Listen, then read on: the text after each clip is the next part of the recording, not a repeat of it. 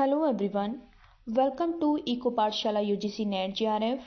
मैं पूजा चौधरी आज इस वीडियो में एक नया पेपर लेकर आई हूँ। ठीक है, न्यू पेपर। और वो कौन सा पेपर है? वो है यूपीएससी एडवर्टाइज 51 री एग्ज़ाम। ये है री एग्ज़ाम। ठीक है, और ये जो पेपर हुआ था ये 19 अप्रैल को हुआ था शिफ्ट 2 में। इस पेपर की अगर स्ट्रक्चर को देखा जाए तो इस पेपर में टोटल 100 क्वेश्चन थे।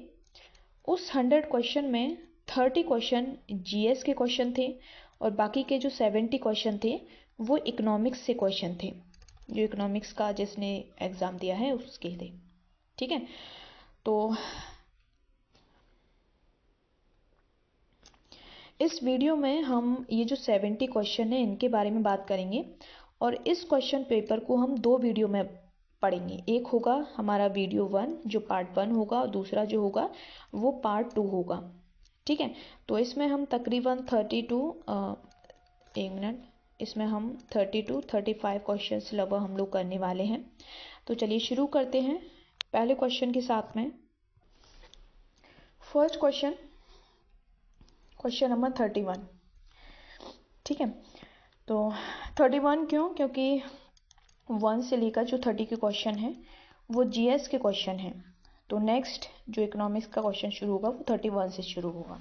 ठीक है, तो पहला क्वेश्चन है ad valorem tariff are collected as.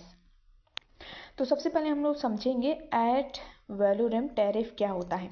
हम जानते हैं कि जो टैरिफ सरकार जो लगाती है वो इंपोर्ट के ऊपर लगाती है, इंपोर्ट उसको कंट्रोल करने के लिए। और जो टैरिफ होता है वो भी कई तरह का होता है, जिसमें से एक होता है एट वैल्यूरेम टैरिफ। इसको हिंदी में कहा जाता है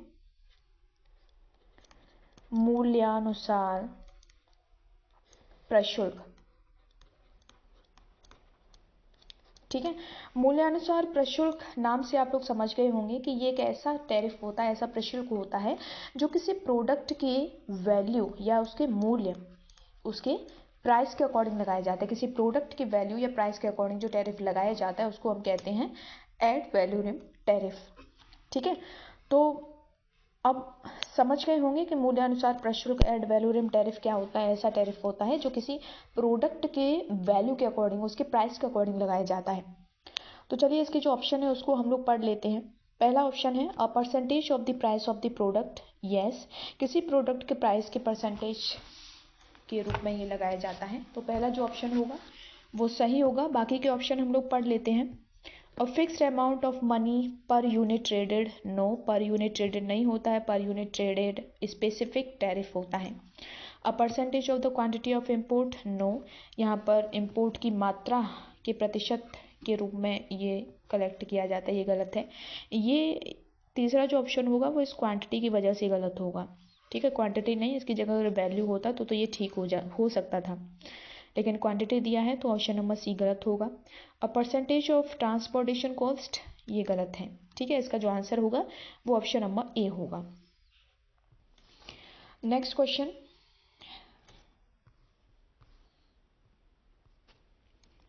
question number 32। In the traditional approach, a balanced budget means total revenue equals total expenditure with। पहले हमें इस स्टेटमेंट को समझते हैं। इन द ट्रेडिशनल अप्रोच, ये जो ट्रेडिशनल अप्रोच है इसको हम कहते हैं क्लासिकल अप्रोच। क्लासिकल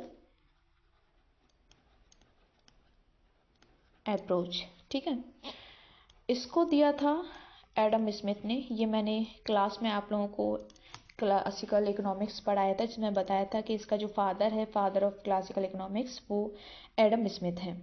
ठीक है, अब ये जो क्लासिकल अप्रोच है इनकी कुछ मान्यताएं थी। जैसे किसी देश में सरकार होती है, गवर्नमेंट होती है, लेकिन इसका जो फंक्शन होता है, इसके जो काम होते हैं वो लिमिटेड होते हैं। ठीक है, लिमिटेड मतलब जैसे अपने देश को विदेशी आक्रमणकारियों से बचाना, देश के अंदर न्याय व्यवस्था बनाए रखना, सबके साथ बराबरी का व्यवहार करना। लेकिन अगर उस देश में कोई भी इकोनॉमिक प्रॉब्लम क्रिएट हो जाती है, इकोनॉमिक प्रॉब्लम, जैसे कि बेरोजगारी हो गया, मंदी हो गया, इन्फ्लेशन हो गया, तो सरकार क्या करेगी, उससे बिल्कुल अलग रहेगी और वो प्रॉब्लम इकोनॉमी में अपने आप लॉन्ग रन में ठीक हो जाएगी। ठीक है, ये इनका मानना था। अब ऐसे ही जो गवर्नमेंट होती है उसके बजट को लेकर भी इन लोगों की कुछ मान्यताएं थी। ये कहते थे कि जो बजट होना चाहिए सरकार का वो हमेशा क्या होना चाहिए, बैलेंस्ड होना चाहिए, संतुलित होना चाहिए। संतुलित का मतलब है सरकार को इसको मैं एक पेज ले लेती हूँ नया। सरकार को जो रेवेन्यू होगा उसका जो एक्सपेंडिचर है वो हमेशा उसके बराबर होना चाहिए, यानी कि जितना इनकम है उतना ही खर्चा उसको करना चाहिए। इससे जो उसका जो बजट होगा वो संतुलित रहेगा। लेकिन आज के समय में हम लोग क्या देखते हैं कि सरकार को जो रेवेन्यू मिलती है वो टैक्स से मिलती है और नॉन टैक्स से मिलती है। ठीक है, लेकिन हम क्या देखते हैं, सरकार के जो एक्सपेंडिचर होते हैं आज के समय में वो हमेशा रेवेन्यू से ज़्यादा होते हैं, यानी कि हम क्या होते हैं, डेफिसिट में होते हैं। डेफिसिट का मतलब है कि एक्स्ट्रा हमारा जो एक्सपेंडिचर हो रहा है वो कहाँ से करते हैं, हम लोन लेकर करते हैं, या हम कहें बोरोइंग से करते हैं, जो कि हम अपने देश से लेते हैं, सरकार विदेशों से लेती है और इस बोरोइंग से अपने खर्चे को पूरा करती है। आज के समय में ये चीज़ नॉर्मल है। लेकिन क्लासिकल कहते हैं कि जो बोरोइंग होता है वो एक गलत कृत्य है, मतलब हमें लोन नहीं लेना चाहिए। उनके अकॉर्डिंग लोन लेना पाप होता है। तो इसीलिए क्लासिकल जो है वो बोरोइंग के खिलाफ थे, इसके अगेंस्ट थे। उनका कहना था कि हमारी जो रेवेन्यू होती है वो टैक्स और नॉन टैक्स से होनी चाहिए, उसमें बोरोइंग इंक्लूड नहीं होगा। बोरोइंग से जो पैसा हमें मिलेगा, जो पैसा मिलेगा वो रेवेन्यू में हम शामिल उसको नहीं करेंगे, ये उन लोगों का मानना था। ठीक है, तो पहले अब इसका जो ऑप्शन है हम एक बार उनको और पढ़ लेते हैं। तो यहाँ पर ऑप्शन है in a balanced budget means total revenue जो है वो टोटल एक्सपेंडिचर के बराबर होगा विद बाकी option borrowing excluded from revenue, yes इसमें से रेवेन्यू में हम बोरोइंग को एक्सक्लूड करेंगे, उसको बाहर निकाल देंगे, ये ठीक है। Short term loans counted as revenue, no, चाहे शॉर्ट टर्म लोन हो या लॉन्ग टर्म वो रेवेन्यू में काउंट नहीं होगा, तो ये गलत है। All foreign aid included revenue sources, ये उन्होंने इसकी बात नहीं की थी। Borrowings included as revenue sources, no, ये रेवेन्यू सोर्स नहीं होगा बोरोइंग, तो इसका जो आंसर होगा वो ऑप्शन नंबर ए होगा। Question number 35, which of the following statements regarding the function of the finance commission is correct. तो यहाँ पर हम समझेंगे फाइनेंस कमीशन क्या होता है। फाइनेंस कमीशन का जो एक्सप्लेनेशन आपको मिलता है वो आर्टिकल 280 में मिलता है। ठीक है, और इसका जो फंक्शन होता है ये क्या करता है, ये सरकार को रिकमेंडेशन देता है, उसको रिपोर्ट देता है सरकार को, और कहता है कि सरकार को जो रेवेन्यू मिला है उस रेवेन्यू को स्टेट्स के बीच में कैसे डिस्ट्रीब्यूट किया जाए। ठीक है, इससे रिलेटेड वो अपना रिकमेंडेशन गवर्नमेंट को देता है, रिपोर्ट देता है, और फिर उसके बेस पर सरकार जो है, इसके भी अलग अलग क्राइटेरिया ये फाइनेंस कमीशन ने बनाए हैं, जैसे फिस्कल डेफिसिट या पॉपुलेशन है, ठीक है, फॉरेस्ट है, उसके बेस पर जो है ये डिसाइड करता है कि किस स्टेट को कितना जो है रेवेन्यू उसको मिलना चाहिए। तो इसका ये फंक्शन होता है। अभी करंट जो है 15th फाइनेंस कमीशन अपना 15 फाइनेंस कमीशन ने अपना काम कर दिया है। अभी लेटेस्ट जो चल रहा है वो 16th फाइनेंस कमीशन है। ठीक है, अभी जो फाइनेंस कमीशन चल रहा है वो 16th वाला है। तो इसमें हमने फंक्शन समझ लिया। फाइनेंस कमीशन का फंक्शन होता है कि वो स्टेट्स के बीच में कैसे रेवेन्यू को डिस्ट्रीब्यूट किया जाए, इससे रिलेटेड गवर्नमेंट को क्या करती है, रिपोर्ट देती है, अपनी रिकमेंडेशंस देती है। तो चलिए पढ़ते हैं। To restrict government expenditure, no, सरकारी खर्चे को वो प्रतिबंधित नहीं करती है। To allocate among the states the shares of proceeds of taxes, yes, states के बीच में जो टैक्सेस की जो इनकम है उसको कैसे एलोकेट किया जाए इसके बारे में बताता है। तो बी सही है, बाकी के हम पढ़ लेते हैं। और to supervise and report on levying of taxes in accordance with budgetary provision, no. To allow the withdrawal of the money from, नहीं ये गलत है, कंसोलिडेटेड फंड से मनी को जो है ये इसका काम नहीं है। तो इसका जो आंसर होगा वो ऑप्शन नंबर बी होगा, जिसमें टैक्सेस से जो रेवेन्यू मिलता है उसको कैसे स्टेट्स के बीच में एलोकेट किया जाए, तो उसके बारे में ये बताता है। तो इसका ऑप्शन नंबर बी सही है। Question number 34. The Industrial Policy Resolution was the first major policy of independent India, which was launched in which year to lay the foundation of a mixed economy. Bharat जो है, पहले इसको समझ लेते हैं कि भारत सबसे पहले 1947 में आज़ाद हुआ था, ठीक है। और उस समय क्योंकि हमारे देश में कांग्रेस की सरकार थी और हमारे देश के जो प्रधानमंत्री थे वो जवाहरलाल नेहरू थे, ठीक है, JL नेहरू। तो जवाहरलाल नेहरू जो थे वो रूस से ज़्यादा प्रभावित थे। रूस में उस समय सोशलिज्म चल रहा था, समाजवाद मतलब कोई भी इकोनॉमिक एक्टिविटी होगी देश में वो सरकार के अंडर में, सरकार के निगरानी में होगी, तो वो है सोशलिज्म। तो जवाहरलाल नेहरू भी चाहते थे कि देश में समाजवाद हो और सरकार ही सब कुछ कंट्रोल करे। तो देश में इंडस्ट्रीज़ का डेवलपमेंट कैसे किया जाए उससे रिलेटेड पहली जो पॉलिसी बनी थी वो 1948 में बनी थी, ठीक है। इसका जो आंसर होगा वो 1948 में होगा। लेकिन क्योंकि उस समय हमारे देश के प्रधानमंत्री की सरकार की थी जवाहरलाल नेहरू जी की और उनके ऊपर सोशलिज्म का प्रभाव था, तो ये जो 1948 की जो इंडस्ट्रियल फर्स्ट पॉलिसी बनी थी इसमें ज़्यादातर जो पब्लिक सेक्टर है, जो पब्लिक इंडस्ट्री है उसके ऊपर ज़्यादा फोकस किया गया था बजाय प्राइवेट इंडस्ट्री के, प्राइवेट इंडस्ट्री, ठीक है। इनका मानना था कि क्योंकि उस समय हमारे देश में ईस्ट इंडिया कंपनी एक प्राइवेट कंपनी ने हमारे ऊपर शासन किया था और एक इंडिया के अंदर एक भय था कि प्राइवेट सेक्टर को ज़्यादा छूट देने से कहीं हम वापस गुलामी की दशा में ना पहुंच जाएं, तो इसीलिए वो प्राइवेट सेक्टर को इतना प्रमोट नहीं कर रही थी और गवर्नमेंट सेक्टर को ही वो प्रमोट कर रही थी। तो 1948 की पॉलिसी में गवर्नमेंट सेक्टर के ऊपर ज़्यादा फोकस किया गया था, ठीक है। तो इसके अलावा इसका जो पहला जो इंडस्ट्रियल पॉलिसी बनी थी वो 1948 में बनी थी, तो इसका जो आंसर होगा वो सी होगा। Question number 35. The warranted rate of growth in Harrod's model is the rate at which. Warranted rate of growth ये हैरोड डॉमर मॉडल का पार्ट है, ठीक है। हैरोड मॉडल ने 3 तरह की ग्रोथ के बारे में बात की। पहला है एक्चुअल ग्रोथ जिसको GA से शो किया जाता है, दूसरा है वारंटेड ग्रोथ और तीसरा है नेचुरल ग्रोथ। तो उनमें से एक जिसके बारे में इस क्वेश्चन में पूछा है वो है warranted growth.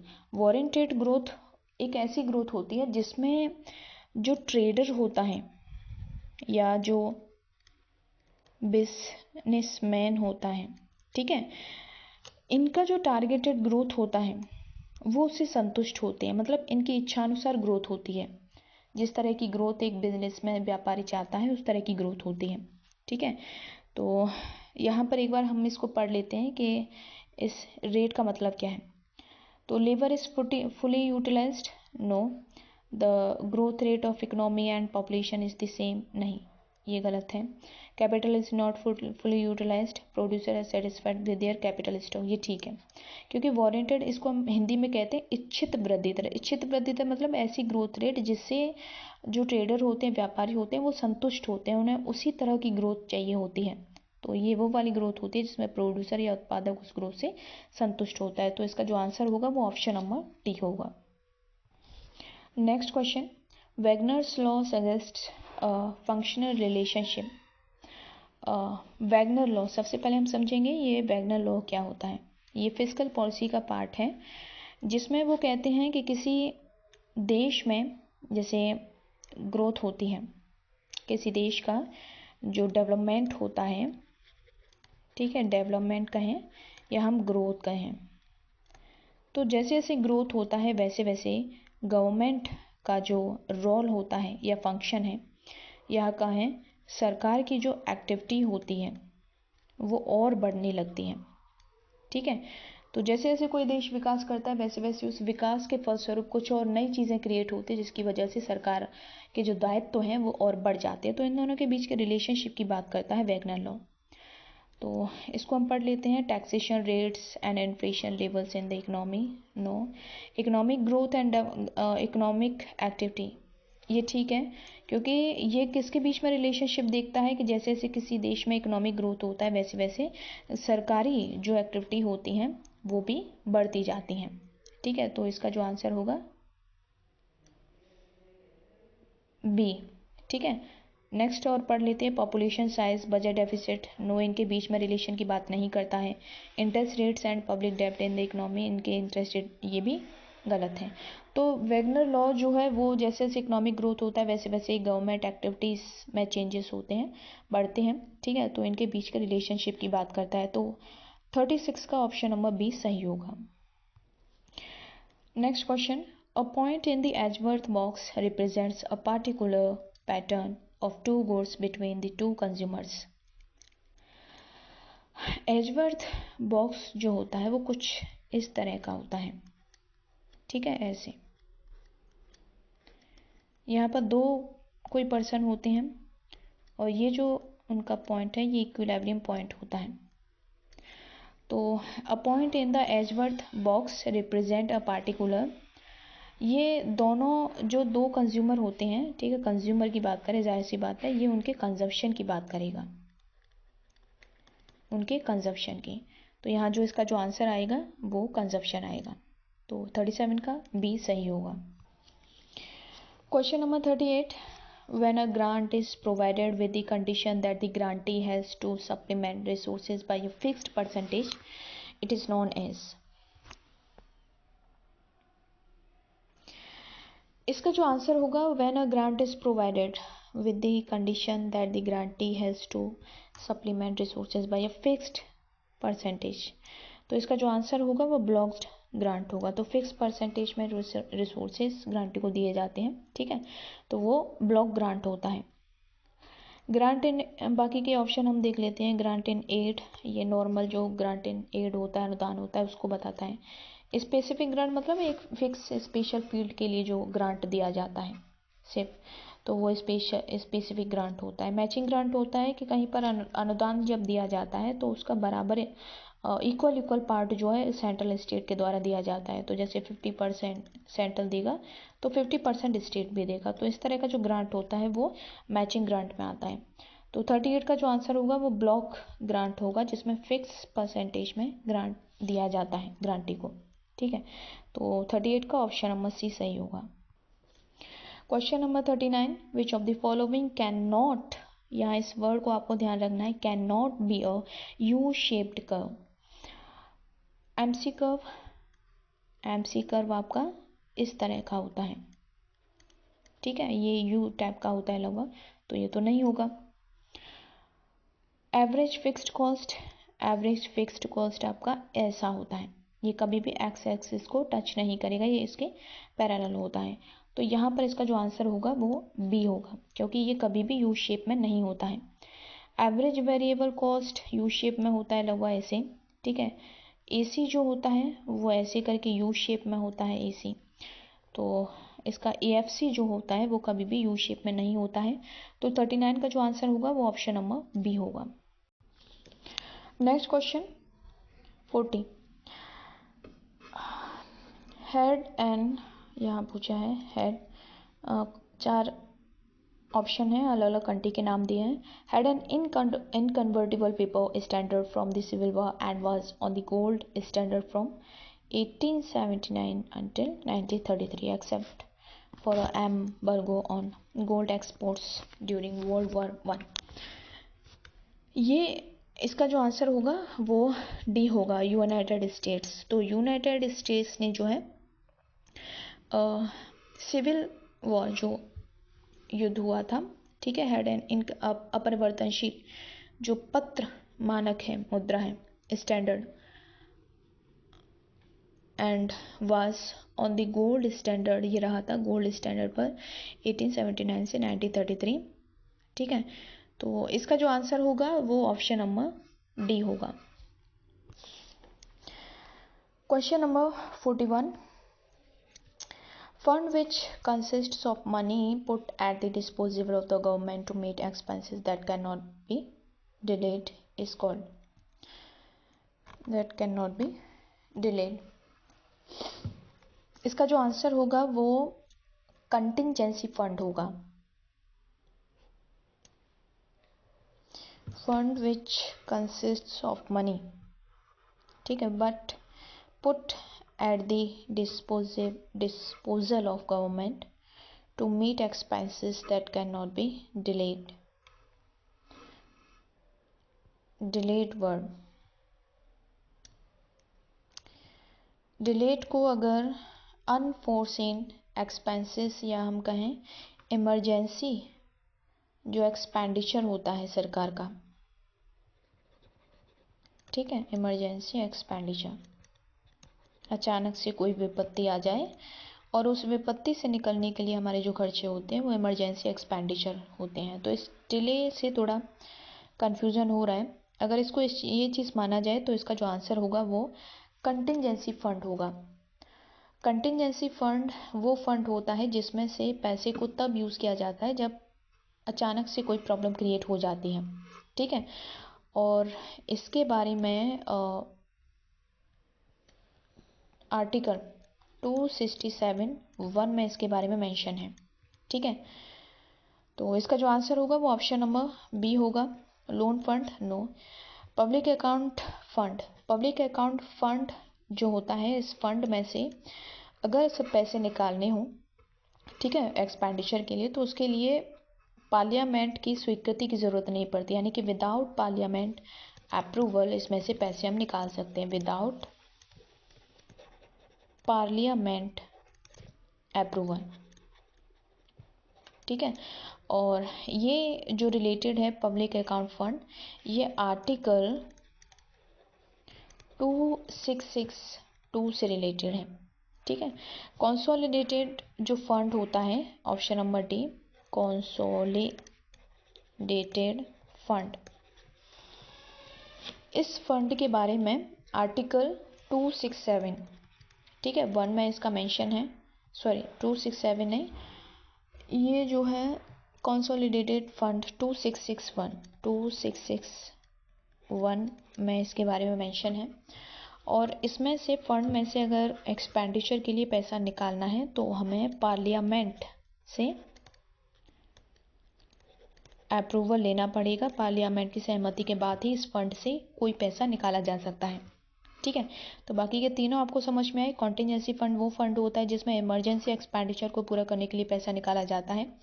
Public account fund, ठीक है, इसमें मतलब पैसा निकालने के लिए किसी मतलब पार्लियामेंट के अप्रूवल की ज़रूरत नहीं होती है। कंसोलिडेटेड फंड होता है, इसमें पार्लियामेंट की सहमति की ज़रूरत होती है। तो इसका जो आंसर होगा वो कंटिजेंसी फंड होगा। Question number 42, in the classical theory equilibrium output and employment are determined by. Classical theory में जो आउटपुट और एम्प्लॉयमेंट का डिटर्मिनेशन होता है वो किसके द्वारा होता है? Money supply and interest rate level, government spending and taxation policies. ये नहीं होगा ऑप्शन नंबर सी, क्योंकि उन्होंने एग्रीगेट डिमांड नहीं बल्कि सप्लाई के ऊपर फोकस किया था। तो ऑप्शन नंबर सी गलत हो जाएगा। Production function and labour supply, labour supply नहीं, इसकी वजह से ये गलत हो जाएगा। गवर्नमेंट स्पेंडिंग टैक्सेशन, इसकी बात कीन्स ने की थी, तो क्लासिकल नहीं है। Money supply and interest rate, इसका जो आंसर होगा वो ऑप्शन नंबर ए होगा, ठीक है। उन्होंने मनी सप्लाई ओरिएंटेड इनका अप्रोच था, तो इसका जो आंसर होगा वो ऑप्शन नंबर ए होगा। Question number 43, the HDI is the of the three-dimension indices along healthy life access to knowledge and decent standard of living and embodies imperfect substitutability across all HDI dimension। HDI जो निकाला जाता है उसके 3 dimension है, ठीक है, along and healthy life access to knowledge और standard of living। तो ये किस उससे निकाला जाता है, ठीक है, ये निकाला जाता है ज्योमेट्रिक मीन से। HDI जो निकाला जाता है, जैसे 3 पैरामीटर हैं इसका, लॉन्ग एंड हेल्थी लाइफ, जैसे x into Y into Z, तो 1 2 3, तो जियोमेट्रिक मीन के बेस पर इसको निकाला जाता है। तो इसका जो आंसर होगा वो जियोमेट्रिक मीन होगा। तो इसका जो आंसर होगा वो डी, जियोमेट्रिक मीन होगा। क्वेश्चन नंबर 44,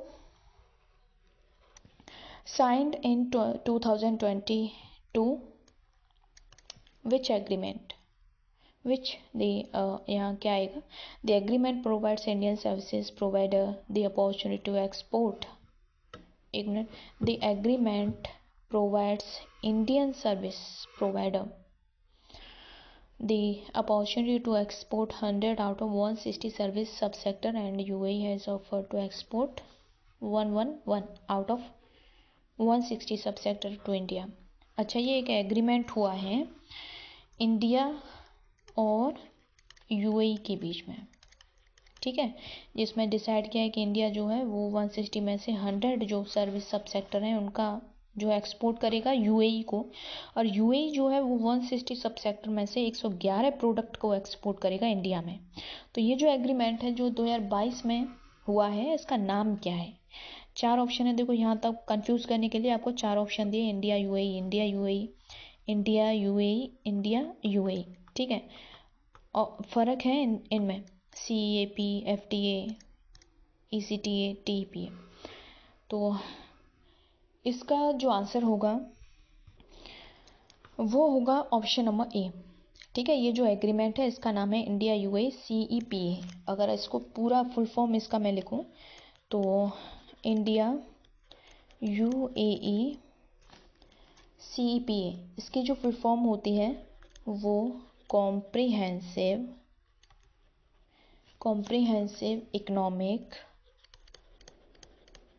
इकोनॉमिक पार्टनरशिप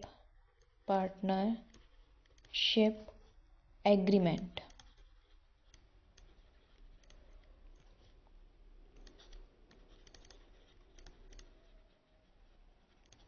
ठीक है। इसकी जो फुल फॉर्म होती है वो CEPA, comprehensive economic partnership agreement होता है। तो ये जो एग्रीमेंट जो यूएई और इंडिया के बीच में हुआ है, इस एग्रीमेंट का जो पूरा नाम है वो इंडिया यूएई CEPA, ठीक है, ये है। तो इसका जो आंसर होगा वो ऑप्शन नंबर ए होगा। क्वेश्चन नंबर 45, ठीक है। If the total value of money supply in an economy, ठीक है, मनी सप्लाई की वैल्यू दी है MS, इसकी जो वैल्यू है वो 4 लाख करोड़ है, 4 lakh crore. And the value of high powered money is, high powered money जिसको H से शो किया जाता है, इसकी जो वैल्यू है वो 2 लाख करोड़ है, 2 लाख करोड़। और इसमें पूछा है then the money multiplier will be small m, money multiplier को स्मॉल m से पूछा है, इसकी वैल्यू पूछी है। तो हम जानते हैं मनी मल्टीप्लायर की जो वैल्यू होती है वो MS अपॉन H होता है, यानी money supply upon high powered money. तो वैल्यू आपके सामने दी है, मनी सप्लाई दिया है 4 और हाई पावर्ड मनी 2, तो 2 से कट जाएगा, इसका जो आंसर होगा वो 2 होगा। तो आंसर ऑप्शन नंबर बी इसका सही होगा। क्वेश्चन नंबर 46, क्वेश्चन नंबर 46 में एक स्टेटमेंट दिया है, ठीक है। An increase in some inputs relative to others fixed inputs will in a given state of technology cause output to increase, but after a point the extra output resulting from the same additions of extra input will become less and less, यानी extra input। ये जो statement अगर आप ध्यान से पढ़ो तो ये आपको बताता है लॉ ऑफ डायमिनिशिंग रिटर्न्स के बारे में, डायमिनिशिंग रिटर्न्स के बारे में, ठीक है। जैसे इसमें दिया है in increase in some input relative to other fixed input, मान लो 2 इनपुट हैं लेबर और कैपिटल, कैपिटल फिक्स है और लेबर को हमने इंक्रीज कर दिया। In a given state of technology, technology क्या है, फिक्स है, कॉज आउटपुट टू इंक्रीज, मतलब कुछ कांस्टेंट को हमने फैक्टर को बढ़ाया और कुछ को हमने कांस्टेंट रखा, तो इससे क्या होगा, आउटपुट इंक्रीज होगा, cause output to increase. But after a point the extra output, ठीक है, एक समय के बाद एक्स्ट्रा जो आउटपुट आप करोगे रिजल्टिंग फ्रॉम सम एडिशन, यानी कि लेबर को आप और बढ़ाओगे और के को आप कांस्टेंट करोगे, तो एक टाइम ऐसा आएगा जहाँ पर जो आउटपुट है वो आपका ऐसे कम होता जाएगा, ठीक है। तो यानी कि ये दिखा रहा है जैसे जैसे आप आउटपुट इनपुट को बढ़ाते जाओगे वैसे वैसे आपका जो आउटपुट है उतनी तेज़ी से नहीं बढ़ेगा, वो कम होता जाएगा। तो ये लॉ ऑफ डाइमिनिशिंग रिटर्न्स के बारे में बताता है, और लॉ ऑफ डाइमिनिशिंग रिटर्न की जो एक्सप्लेनेशन है वो अल्फ्रेड मार्शल ने की थी। तो ये जो स्टेटमेंट है ये अल्फ्रेड मार्शल का है, तो इसका जो आंसर होगा वो ऑप्शन नंबर डी होगा। जे रॉबिन्सन नहीं होगा, जॉन रॉबिन्सन, पॉले सैमुअल्सन, रिचर्ड जी लिप्सी, तो इसका जो आंसर होगा वो ऑप्शन नंबर डी होगा।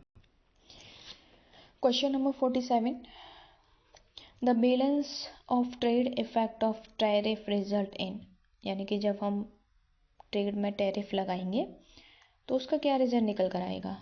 N increase in export quantities, export पर टैरिफ कम करेंगे देन उसके बाद बढ़ेगा, तो ये नहीं होगा इसका, ठीक है। टैरिफ जब हम लगाएंगे तो एक्सपोर्ट इंक्रीज नहीं होगा, ठीक है, ये घटेगा। A reduction in the level of import, yes ये ठीक है। जब हम टैरिफ लगाते हैं अपने ट्रेड को ठीक करने के लिए तो हम क्या करते हैं, इम्पोर्ट को कम करने की कोशिश करते हैं। तो टैरिफ से क्या होगा, जो हम फॉरेन कंट्री से कोई प्रोडक्ट मंगाते हैं, मान लो एक पेन मंगाते हैं 10 रुपये में, और सरकार क्या करती है, इंडिया इस पर टैक्स लगा देती है 2 रुपये का, तो ये हमें पड़ेगा 12 रुपये, ठीक है। तो इससे क्या होगा कि जब प्राइसेस टैरिफ की वजह से बढ़ जाते हैं तो उसकी वजह से इंपोर्ट की डिमांड कम हो जाती है, और इंपोर्ट की डिमांड कम हो जाती है तो ओवरऑल इंपोर्ट जो होता है वो कम हो जाता है। तो इसका जो आंसर होगा वो ऑप्शन नंबर बी होगा, ठीक है। बाकी के ऑप्शन भी पढ़ लेते हैं। Lower government revenue, no, tariff लगेगा तो उससे रेवेन्यू होगा सरकार को, तो ये गलत है। हाई डोमेस्टिक कंजप्शन, नो, क्योंकि इंपोर्ट कम हो जाएगा तो लोगों का कंजप्शन भी कम हो जाएगा, तो इसका जो आंसर होगा वो ऑप्शन नंबर बी होगा। Question number 48, the law of diminishing marginal utility implies that the marginal utility curve, जो लॉ ऑफ डाइमिनिशिंग रिटर्न्स जब होता है तो मार्जिनल यूटिलिटी का कर्व कैसा होता है उसको हम पढ़ेंगे। लॉ ऑफ डाइमिनिशिंग मार्जिनल यूटिलिटी, तो 4 ऑप्शन इसके दिए हैं। Slopes downward only after the point of satisfaction, only, इसकी वजह से ये गलत हो जाएगा, only after the point of satisfaction, नहीं ये गलत है, क्योंकि इससे पहले भी, जैसे आप कर्व देखते हैं, ठीक है, कर्व देखते हैं, ये आपका टी यू कर्व होता है, ठीक है। फिर इसके बाद में जैसे कर्व आप देखते हैं कुछ इस तरह का आपने देखा होगा, ये मैक्सिमम पॉइंट पर एम यू जो है वो 0 होता है, ठीक है। तो ये ऐसे गिरता हुआ होता है ऐसे करके, तो ये डाउनवर्ड होता है, ये तो ठीक है। स्लोप जो है इसका डाउनवर्ड होता है, slope downward remains constant, no ये गलत है। डाउनवर्ड होता है, स्लोप अपवर्ड, ऊपर की तरफ नहीं होता है, नीचे की तरफ होता है। तो एलिमिनेशन से आपका सी और डी तो नहीं होगा, इसमें से ए और बी होगा, ठीक है।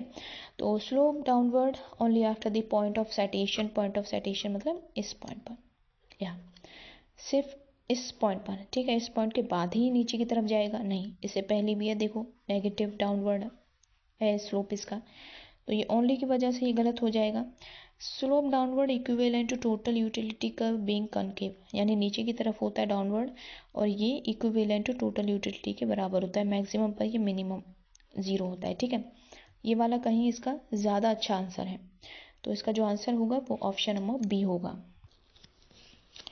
Question number 49, the WTO's first multilateral agreement with environmental sustainability at its core is a landmark agreement on fishery subsidies, intellectual property, Uruguay round, ठीक है। इसका जो आंसर होगा, यानी कि WTO का जो पहला एग्रीमेंट था इन्वायरमेंटल सस्टेनेबिलिटी को लेकर के, वो उरुग्वे राउंड में हुआ था, तो 49 का जो आंसर होगा वो ऑप्शन नंबर सी होगा। Next question number 50, in January 2015 the CSO की जो फुल फॉर्म होती है वो सेंट्रल स्टैटिस्टिकल ऑफिस होती है, ठीक है। तो इसका जो बेस ईयर है वो रिवाइज हुआ था, पहले इसका 10-20 1 2 से 9, ये वाला सी, ऑप्शन सी इसका सही होगा।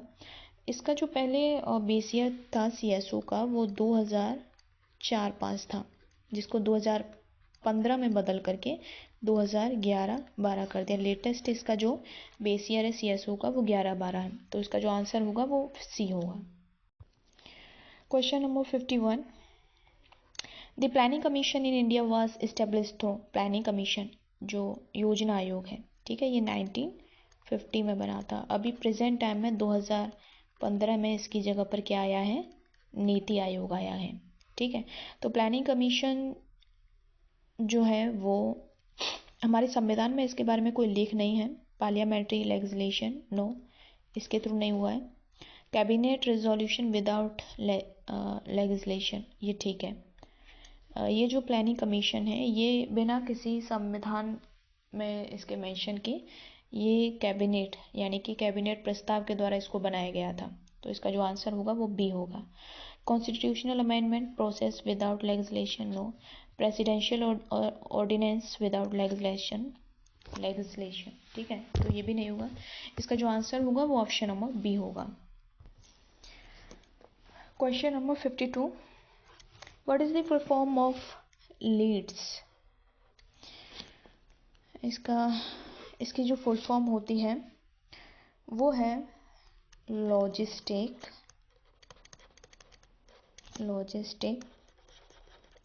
is across different states।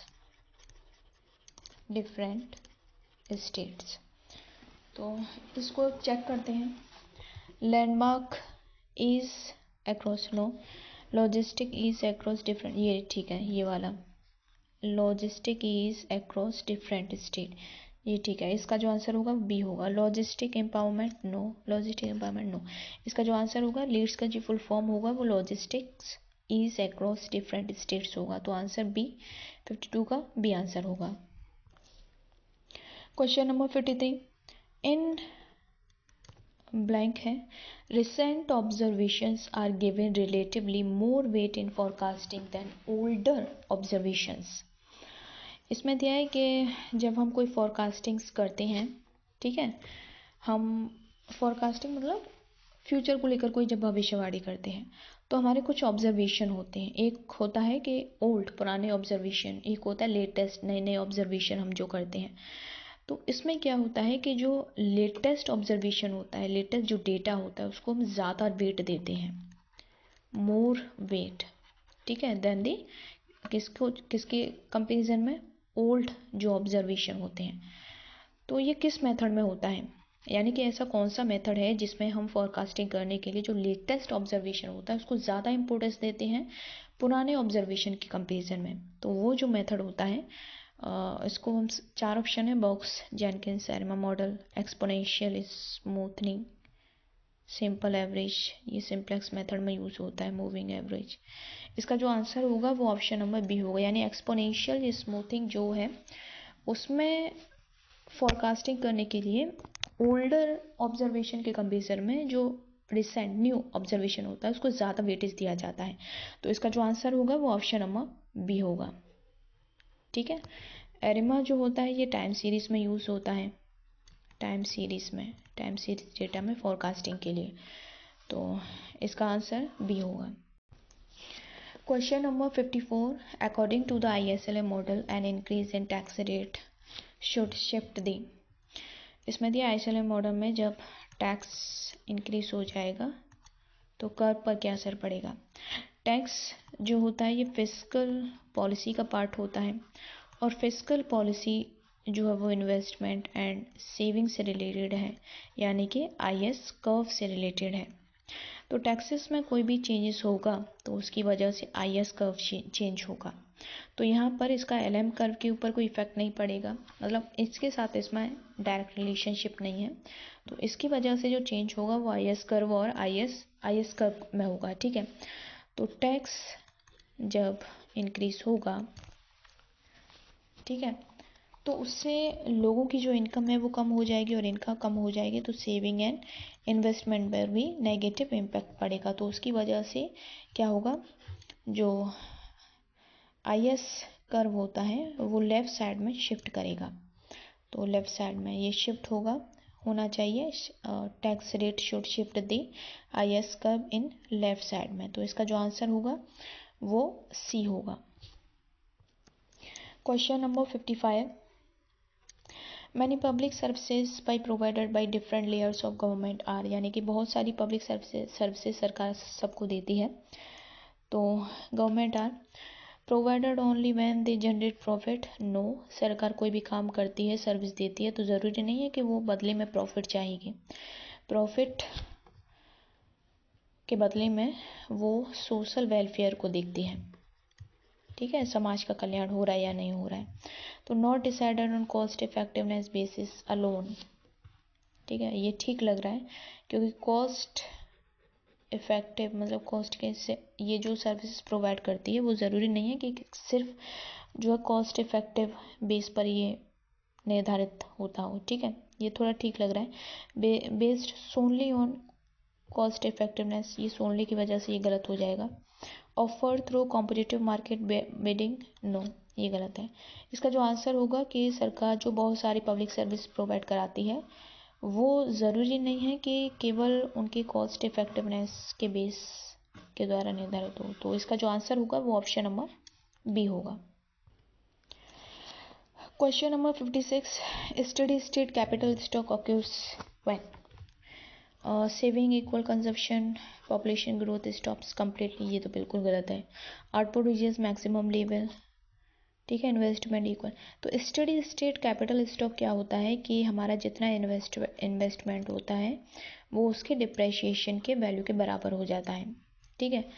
तो saving C is equal to S, no, ये कभी नहीं होता, जितना हम कंजप्शन करते हैं सेविंग का वैल्यू डिफरेंट होता है, तो ये नहीं होगा।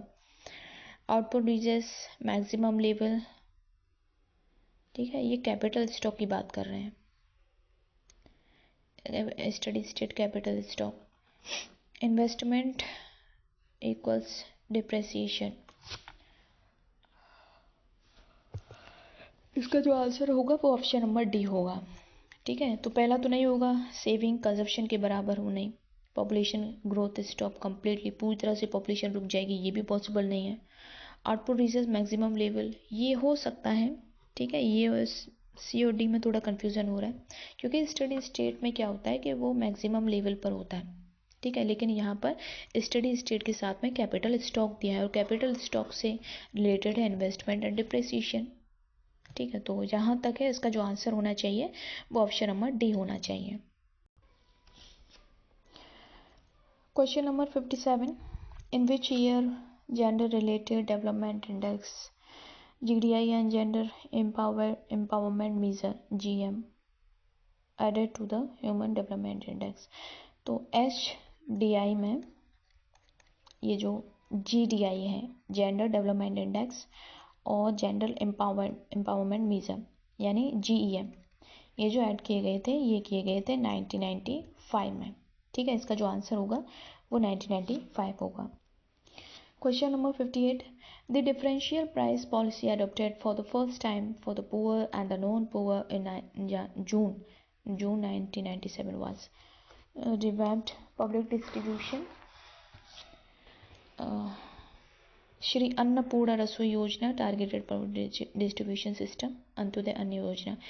तो यानी पुअर और नॉन पुअर के लिए, ठीक है, पुअर और नॉन पुअर के साथ जो है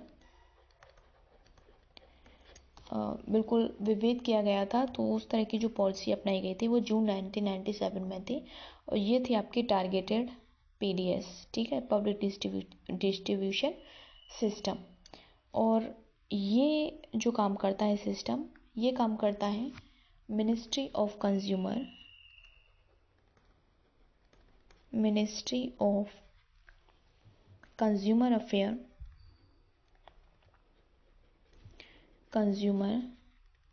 अफेयर,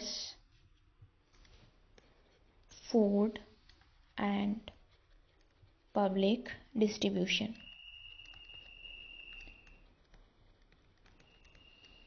ठीक है।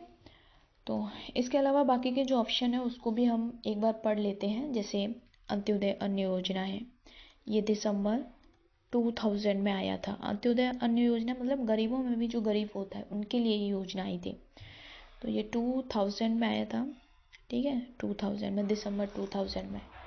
रीवैम्प्ड पब्लिक डिस्ट्रीब्यूशन, ये आया था जून 1992 में, जून 1992 में आया था।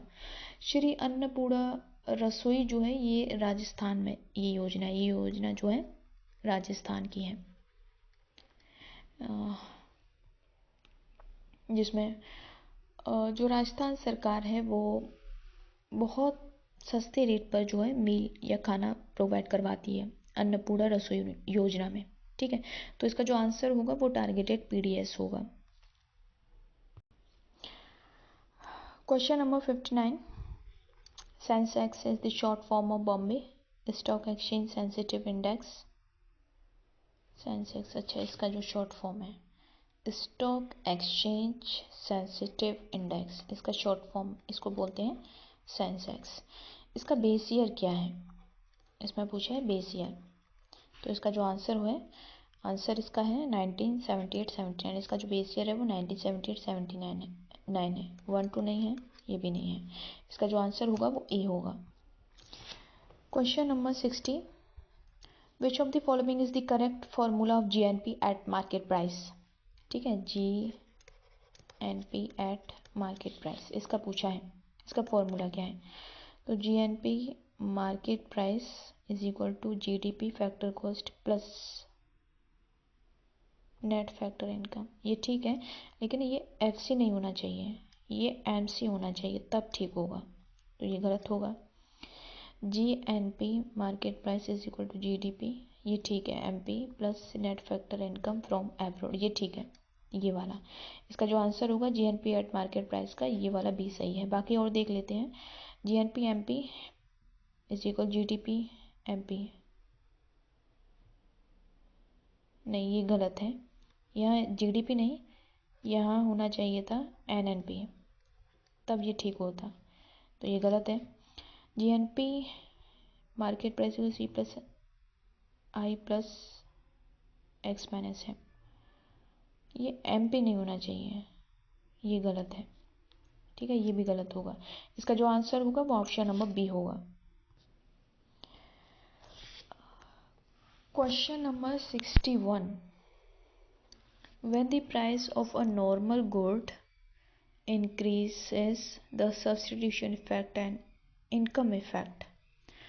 when the price of normal good, कोई नॉर्मल गुड है जैसे पेन, ठीक है, इसका प्राइस इंक्रीज होता है, देन इसका जो सब्सटीट्यूशन इफेक्ट होगा और इनकम इफेक्ट पर क्या असर पड़ेगा।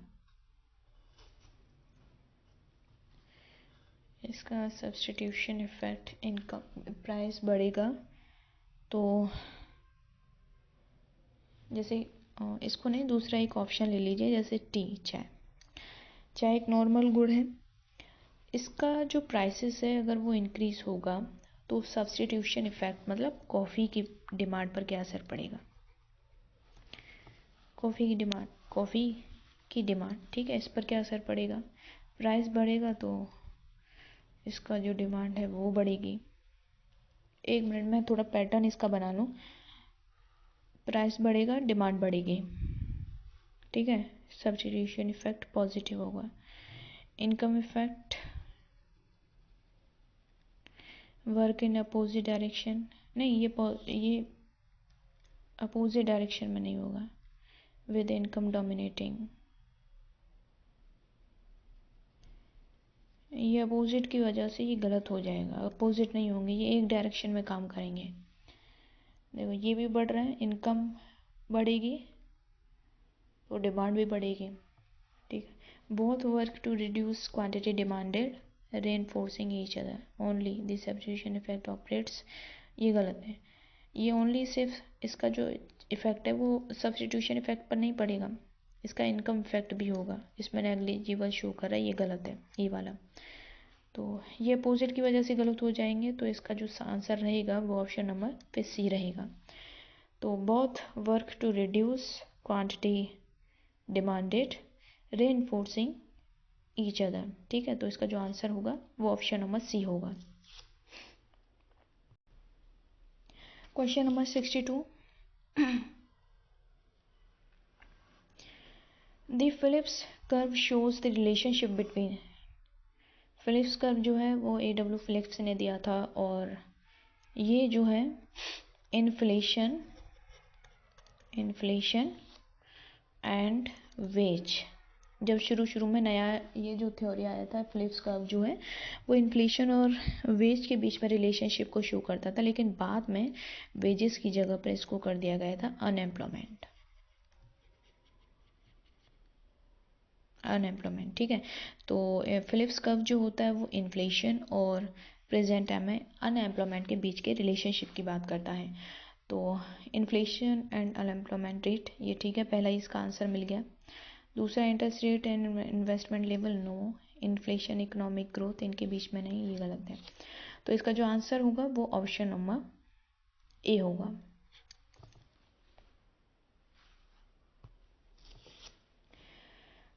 Next question, which of the following is the correct formula of primary deficit? Primary deficit का फॉर्मूला पूछा है।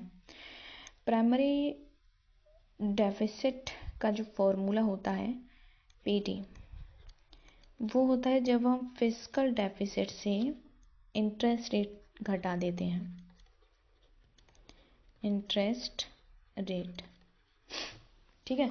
तो इसका जो फॉर्मूला होगा primary deficit is equal to fiscal deficit minus interest rate. तो इसको एक बार चेक कर लेते हैं, fiscal deficit minus interest rate, ठीक है, ये इसका आंसर होगा। ठीक है। Revenue deficit plus revenue receipt, no, ये भी नहीं होगा। डेफिसिट ये प्लस लगाया हुआ है, ठीक है, ये माइनस होना चाहिए तब ठीक होगा, तो ये भी गलत है। तो क्वेश्चन नंबर 63 का जो आंसर होगा वो ए होगा। ठीक है। तो आज इस वीडियो में हम लोगों ने टोटल 63 क्वेश्चन किए हैं। कितने में से? 100 में से, सॉरी 63 नहीं, ये किए हैं 31 से 40 50 60, यानी लगभग 33 क्वेश्चन। ठीक है। बाकी के जो क्वेश्चन रहेंगे, होंगे उनको हम नेक्स्ट वीडियो में करेंगे। ठीक है, जो पार्ट 2 होगा। तो इस वीडियो को मैं कल या परसों में ले आऊँगी। ठीक है। इसके अलावा ये जो 18 और 19 अप्रैल को GS के पेपर हुए थे, उनकी वीडियो अपलोड करूँगी। उसमें 4 पेपर हैं GS के, 4 पेपर। 18 का मॉर्निंग शिफ्ट यानी फर्स्ट और सेकंड शिफ्ट, 19 का फर्स्ट सेकंड शिफ्ट। तो ये 4 पेपर रहेंगे GS के, इनका भी मैं वीडियो अपलोड करूँगी। इसके अलावा जैसे नेक्स्ट ले लेती हूँ मैं, जो PG और BA के जो स्टूडेंट हैं जिनका अभी एग्ज़ाम चल रहा है, ठीक है, तो उनका जो पेपर रहेगा मैं उनका सॉल्यूशन भी इसमें डालूँगी। जैसे आज 28 को पेपर हुआ था मैक्रो इकोनॉमिक्स का, ठीक है, तो वो पेपर मैंने ले लिया है, उसको भी मैं जल्द ही इसका सॉल्यूशन में डाल दूँगी आप लोगों को। तो इसे आप देख सकते हो कि आपने कैसे क्वेश्चन किया है और कितने नंबर का क्वेश्चन किया है। तो ये है। इसके बाद में जैसे BA का रहेगा, MPG सेकंड सेम का रहेगा, तो उनके जो पेपर जैसे जैसे आते जाएंगे वैसे वैसे मैं उनके सॉल्यूशन की जो वीडियो है वो भी मैं अपलोड करती रहूँगी। ठीक है। तो ये मेरे आगे की प्लानिंग रहेगी, लेकिन सबसे पहले पार्ट 2 आएगा, फिर उसके बाद GS आएगा। GS का मैं 2 वीडियो अपलोड करने के बाद ही ये वीडियो डाल दूँगी। ठीक है। तो इसकी 2 वीडियो और होंगी जो बाद में मैं अपलोड करूँगी। तो फिलहाल ऑर्डर मेरा ये रहेगा। इसके बाद में मैं आप लोगों की जो वीडियो रहेंगे, जो पेपर रहेंगे, उनकी सॉल्यूशन भी मैं शेयर कर दूँगी। ठीक है। तो यहाँ तक अब किया, तो अब मिलते हैं नेक्स्ट वीडियो में पार्ट 2 में, जिसमें हम बाकी के जो क्वेश्चन हैं उनको हम करेंगे। ठीक है।